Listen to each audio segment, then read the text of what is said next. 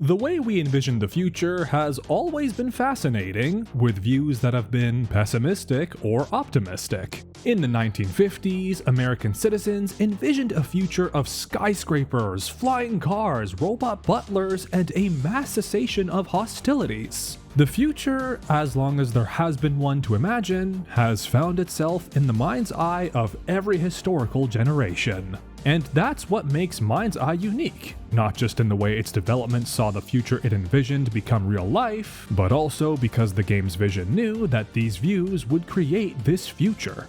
Throughout MindsEye, developed by Build a Rocket Boy and helmed by Leslie Benzies, players will contend with their own reality, one envisioned a few years ago as the future. For Game Rant Advance, we spoke with Build a Rocket Boy developers about the original vision, how that vision became more impactful as the world around them changed, and how that vision manifests itself in the final product. The rapidly changing pace of popular culture, the world, and technology has always made game development a risk, because what is innovative one day can quickly become old hat in a few years. This is partially why gaming trends exist. An innovator comes into the world, and studios provide their take on that innovation, whether that's battle royale games, hero shooter games, roguelike games, souls-like games, and so forth. But make no mistake, Build a Rocket Boy intends for MindsEye to be an innovator.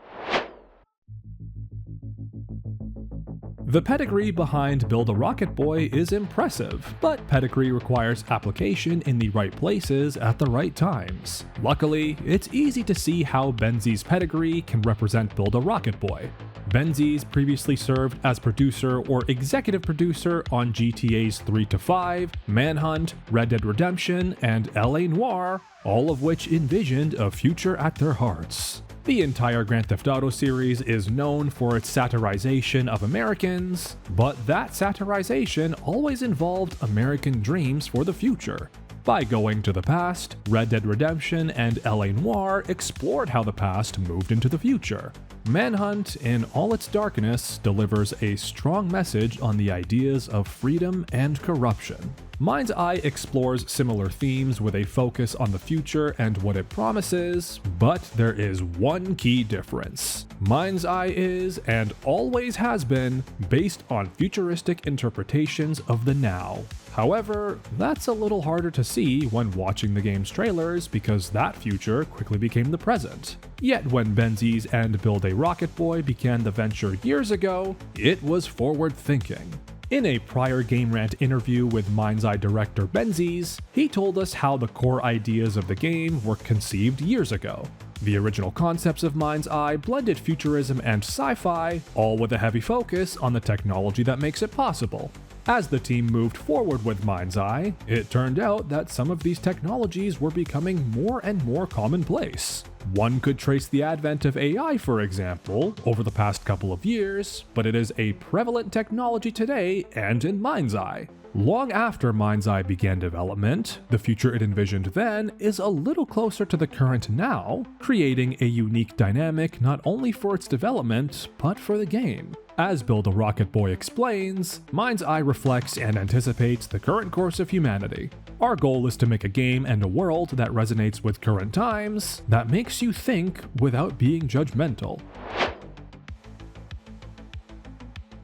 MindsEye is not designed to lean heavily into the good or bad of this technology. Instead, it focuses on its ever-present nature in life and the world. It does not judge players for being optimistic or pessimistic about this technology, allowing them to come to their conclusions about the world. MindsEye anticipates the events of the game as the current course of this technology.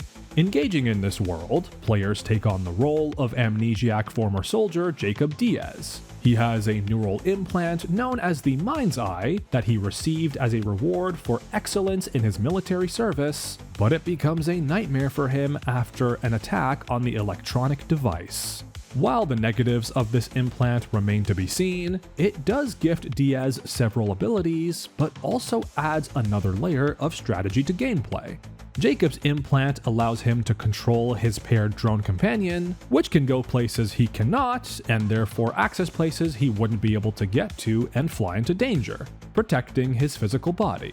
It has a number of functions that will Jacob as he fights off the enemies and also adds an extra layer of strategy to missions. His memory loss and flashbacks lead him to Red Rock City, a city representing near-future Americana surrounded by a vast desert. This desert, however, is just as important as the city. There is an obvious contrast between barren, unpredictable terrain and a high-tech, dense city, but that adds to gameplay. The city gives players structure, vertical movement, and dense combat spaces, while the desert gives players the freedom to go on wild romps with vehicles and aerial exploration without the limitations of the city.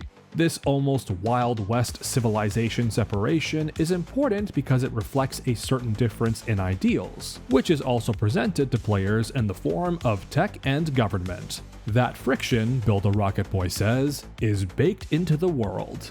As Diaz seeks to regain his memory and the chaos caused by his neural implant, he'll become caught in the crossfire between Marco Silva and Shiva Vega. Silva is described as a highly intelligent, binary-thinking tech billionaire who thinks he knows what's best for the world, who wants to change the course of human evolution. While Vega is described as a populist politician with no real unity to her policies other than that they are all somehow designed to profit her personally, whose apparent ambition is to make Red Rock the safest city in the world and to gain even greater control of its citizens. The citizens live in a city where robots carry out manual tasks, forcing questions of what that means for the workforce and the consumer, and the algorithm that connects everyone through all-seeing devices, putting the citizens and their creativity, their passions at the beck and call of an invisible mathematic formula. The city itself is a living experiment in the existential potential of man and machine, Build a Robot Boy says, also adding, the volatile relationship between Silva and Vega, big tech and government, is poised to impact the future of Red Rock and its inhabitants as the personal power struggle for the robot's back-end systems ratchet up, ultimately only putting the city itself in danger. In the near-future Americana of Red Rock City, there is no escaping the presence of big tech and government. They both have their claws in you and think they know what's best for you, and any defiance is met with hostility. For this omnipresence to seem realistic and not just a piece of exposition, it had to be woven into everything, and Build a Robot Boy set out to do just that. Becoming an off-the-grid nomad living in a barren desert sounds appealing when players have the mind's eye in their head, when Goldfield lens tech guides them through the world, when drones and cars work through direct interfaces, when holographic billboards illuminate the streets and target them, when robot workers replace human ones, when deliveries are done via drone and robot instead of Uber and DoorDash, and when the entire infrastructure of Red Rock screams, "Give us your data." Red Rock also features a realistic design, so these features emphasize its connection with the real world. We wanted MindsEye to feel natural. In many games, you can feel that an environment has been designed for a video game. This is not the case in MindsEye because it simply has not. We started from places that look like they've been built for their diegetic use, and then, and only then, we start building missions and objectives in them. This is very difficult, of course. Try getting in cover behind anything in the real world and you'll see how hard it is to transform a real place into a battlefield for fun. Meanwhile, Vega and Big Government want to keep citizens safe, line their own pockets, and regulate everything. The worrying part? Tech is everywhere and in your face. But Build a Robot Boy has been relatively quiet about the rumblings within the government. Big Tech regales you with lights, but Big Government works from the shadows to keep Diaz and all its citizens under control. Rest assured, the government has its eyes everywhere too, and its conflict with Big Tech is directly about controlling the masses. While players will need to wait for MindsEye's release to understand the full context, we do know that the conflict between big tech and big government revolves around control of the back-end systems for robots. The robots that have taken your jobs, the robots that watch your every move, and the robots that are terrifying enemies. Who should be their master? Vega and Silva both claim dominance there. MindsEye's robots represent the possible near future of companies' current robotic ventures, but even making them in-game was not simple. Our robots have been through many iterations to make them fun and spectacular, and it was not an easy task. If you look at our robots in the game, they are incredibly detailed, and every shot destroys a small part of them. On Silva SM01S, for example, you can shoot almost any part of it independently. On top of that, we introduced a lot of new abilities like self-destruction, shield mode, and at the very end of our development cycle, when we were happy with robots, we introduced a very impactful drone ability related to robots that we're sure many players will enjoy. But then again, and it's very important to us, it's all about the fundamentals. If it's satisfying to shoot, then the game will be fun to play. No number of complex features will ever replace the joy of shooting something and seeing it react physically, feeling it in your hands. Furthermore, because there are human enemies, it was important that these robots didn't just seem like metal versions of humans. Indeed, they needed to feel realistic and challenging. Human, but also not human. Build a Rocket Boy focused on robots' interactions with humans to accomplish this, with robots serving as cover for humans, robots synchronizing certain actions with humans, and otherwise robots making their threatening presence in a firefight well known. With the capabilities of big tech, the control of big government, the human armies that follow them, and the robots that reinforce both sides, Jacob Diaz is certainly an underdog in this fight. Can big tech, big government, or AI control or replace humanity? That is a question at the heart of many in the world today, and a question at the heart of MindsEye. Because it feels worth noting, Build a Rocket Boy's philosophy is that AI can serve but can never replace human creativity, with that being a key part of the company's design philosophy. As developers told us, we believe in the pleasure of creating and sharing, and we are of course integrating AI in our design philosophy to support creation, but not to replace it. In a sense, we are about the pleasure of creation. We want our players to access thousands of experiences that have an intention, a design that are made because somebody had an idea, not generated slop. So, we will continue designing our products with that philosophy. We believe in AI that supports human creativity, not in AI that replaces it. Think about it. Would children have more fun if AI built their Lego creations for them? Wouldn't they miss the tactile experience of building? Or would they be better off with an AI that proposes construction plans, but lets them be the masters of their own creation? That may be the answer, but it is not the answer of Silva, Vega, or Diaz. And in fact, players are stepping into the role of an amnesiac military protagonist who may not even have an answer. This is Diaz's story first and foremost after all, but the choices he makes are not clean-cut.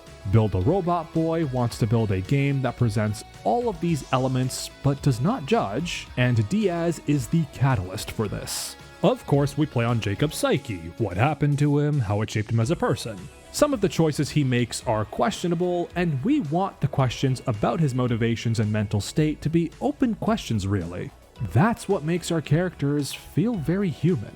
They are all so imperfect, so selfish sometimes, and still, their humanity perspires through every cinematic shot, every line of dialogue. At the end of the day, an experiment certainly does not always enhance a person, and it does not always take a failed experiment to break them. Diaz is one character in an entire city, and players will encounter others with their own thoughts and beliefs on big tech and big government. They play an important role as well in MindsEye's story and how players connect with the world of Red Rock City. So Diaz is an underdog with friends, if nothing else. On Seb, compassionate and personable, Seb was Jacob's younger neighbor in childhood. A big fan of Marco Silva, Seb came to Red Rock to join Silva Corps and worked his way up to being a facilities manager. He is keen to impress and naive, both vulnerabilities that Jacob is able to exploit, as Seb offers him somewhere to stay and, more importantly, gets him a job at Silva Corps. On Charlie, played by Taylor Carter, was able to bring a friendly likability to the role, making her sympathetic, and she and Jacob build a believable friendship. She has the right combination of confidence and vulnerability, which means we care about her when she appears to be in peril. On Bert is played by Elias Toufexis, who is an actor well-versed in playing military characters from roles in video games like Tom Clancy's Splinter Cell Blacklist and Splinter Cell Conviction. He was really able to embrace a severely flawed and extremely dangerous personality, and at the same time treat the role with a certain sense of subtlety and humor, which makes Bert one of the most watchable characters in the game. Since the original concept of MindsEye, Build a Rocket Boy has envisioned a future, logical outcomes for big tech and big government, but also in the direction it felt the gaming industry was moving. MindsEye is only one part of that vision, part of 3 seamlessly interconnected experiences. MindsEye is the explosive action-adventure campaign players will be delving into on June 10th, but launching alongside it is also Play.MindsEye and Build.MindsEye. Play.MindsEye will continue to provide players with new, studio-developed content for the world of Red Rock City, while Build.MindsEye allows players to develop user-generated content to tell their own stories. As such, MindsEye is not just one sandbox with a specific scope telling one story. MindsEye is a virtually limitless sandbox with a stream of premium and user-generated content where players can tell their own stories in this universe. Speaking to this universe, Build a Robot Boy said, "With MindsEye, we're doing something that has never before been seen in a AAA game, where our city serves as the backdrop for many different experiences. Think of our city like a film set where numerous differently themed films are shot. This first chapter does not branch storylines, but lays the groundwork for a long-term, multi-title narrative universe. Future installments aim to expand across multiple timelines, universes, and story arcs, enabling broader narrative complexity and convergence in the years to come. MindsEye, no doubt, has ambition and vision. Whether it ends up being a prophetic look into the near future remains to be seen, but ultimately, it's easy to understand what's in the mind's eye of Build a Rocket Boy." But let us know how you feel about the upcoming MindsEye. This has been Bilal from Game Rant, and thank you for watching this Game Rant Advance.